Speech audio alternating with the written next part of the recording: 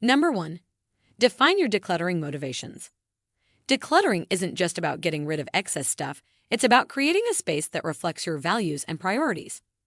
Before diving into decluttering, take a moment to define your motivations. Ask yourself why you want to declutter and what you hope to achieve. Perhaps you're tired of feeling overwhelmed by clutter and crave a sense of calm and peace in your home. Or maybe you're motivated by a desire to live more sustainably and reduce your environmental impact. Whatever your reasons, clarifying your decluttering motivations will help you stay focused and motivated throughout the process.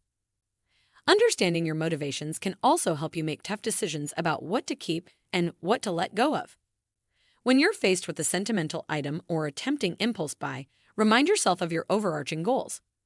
By staying true to your motivations, you'll be better equipped to create a clutter-free environment that aligns with your values and enhances your overall well-being.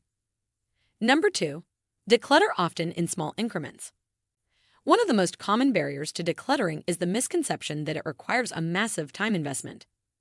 In reality, you can make significant progress by decluttering in small increments.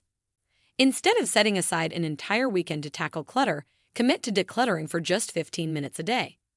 This approach not only makes decluttering feel more manageable, but also helps prevent burnout and overwhelm. Decluttering in small increments also allows you to build momentum over time. By consistently setting aside short periods for decluttering, you'll gradually chip away at clutter and create lasting change in your home. Plus, breaking the process into manageable chunks makes it easier to maintain your progress long-term.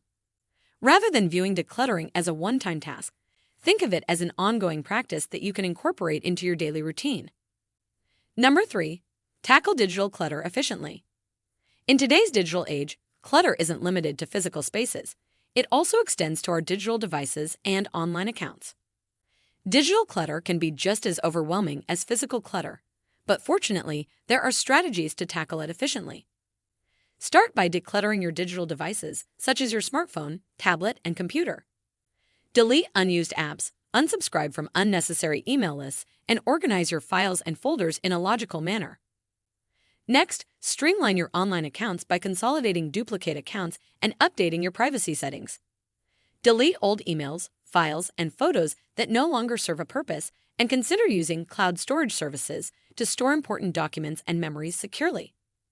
By decluttering your digital spaces, you'll not only free up valuable storage space, but also reduce distractions and improve your digital well-being. Congratulations!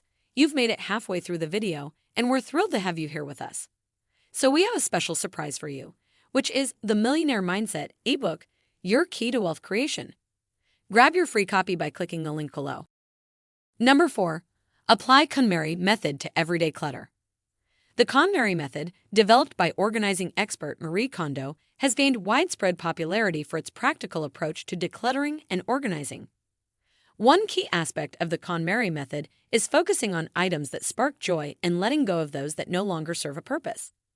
Apply this principle to your everyday clutter, such as clothing, kitchen items, and household goods. Start by decluttering one category at a time, beginning with clothing as recommended by Marie Kondo. Take each item in your hands and ask yourself if it sparks joy. If the answer is yes, keep it. If not, thank it for its service and let it go.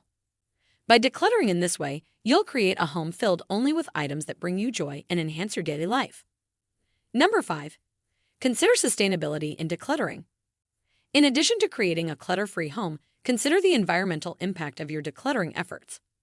Sustainable decluttering involves not only reducing the amount of stuff you own, but also responsibly disposing of items you no longer need. Instead of sending everything to the landfill, explore alternative options such as donating, recycling, or repurposing items whenever possible. Look for local donation centers, thrift stores, or online platforms where you can donate gently used items to someone in need. Research recycling programs in your area for items like electronics, batteries, and textiles. And get creative with repurposing items you no longer use, whether it's turning old t-shirts into cleaning rags or transforming glass jars into storage containers. By considering sustainability in your decluttering efforts, you'll not only create a clutter-free home, but also contribute to a healthier planet for future generations. If you found these decluttering tips helpful, don't forget to like, share, and subscribe for more content tailored to creating a clutter-free and organized home. Together, we can declutter our spaces and live more intentionally.